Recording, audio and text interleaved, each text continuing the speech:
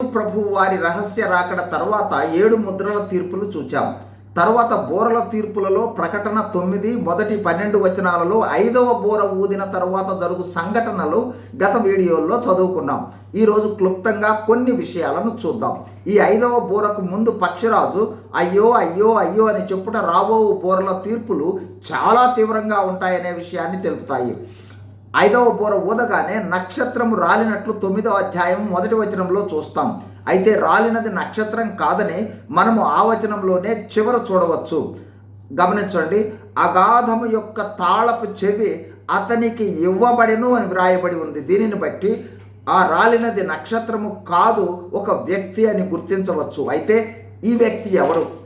Bible గ్రంథంలో నక్షత్రమును యేసుక్రీస్తును, ప్రకటన 22:16, సాతానును యెషయా 14:12, దేవదూతను యోబు 38:17, దేవుని పిల్లలను దానియేలు 12:13, ఫిలిప్పి 2:16, ప్రకటన 1:19లో సంబోధించినట్లు చూడవచ్చు. మరి ఈ నలుగురిలో ఎవరు కావచ్చు? బైబిల్ పండితులు ఈ నక్షత్రము యెషయా 14:12లోనే అపవాదిగా పిలువబడిన లూసిఫర్ అని అభిప్రాయపడటం జరిగింది. ఈ నక్షత్రంగా చూచిన లూసిఫర్ సాతాను అగాధము యొక్క తాళపు చెవులు అతనికి ఇవ్వబడినట్లుగా 2వ వచనంలో చూస్తాం. 2వ వచనంలో అతడు అగాధము తెరువగా అని ప్రారంభించబడింది. ఇప్పుడు ఈ అగాధం అంటే ఏమిటి? మళ్ళీ ప్రశ్న. అగాధము అంటే అడుగు లేని, అపరిమితమైన, కొలత లేని గొయ్యి అని అర్థము. అగాధంలో సాతాను 1000 ఏండ్ల పాలనకు ముందు వేయబడినట్లు, బంధించబడినట్లు ప్రకటన 20 మొదటి 3 వచనాలలో చూస్తాం.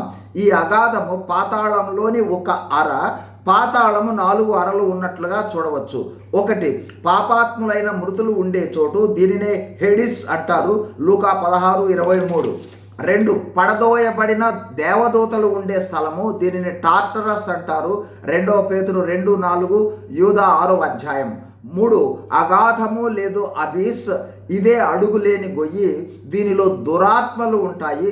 ఇదే లూకా 16:26లో ధనవంతునికి లాజరుకు గల మధ్య గల అగాధంగా చెప్పబడింది. 4 అబ్రహాము రొమ్ము లేదా చెర, ఇది ఒకప్పుడు పాత నిబంధన భక్తులున్న విశ్రాంతి, ఓదార్పు పొందే స్థలము. అయితే యేసు ప్రభువు మరణించి సమాధిలోనికి వెళ్ళినప్పుడు చెరను చెరగా తీసుకుని పునరుద్ధానుడయ్యాడు. దీనినే ఇప్పుడు పరదైసు అంటారు. ఇది ఇప్పుడు మధ్య ఆకాశంలో ఉన్నట్లు చూడవచ్చు. ప్రకటన 9:2లో ఆ నక్షత్రము అనబడే లూసిఫర్ అగాధము యొక్క తాళముతో అగాధమును తెరిచినట్లుగా చూస్తాం. God bless you.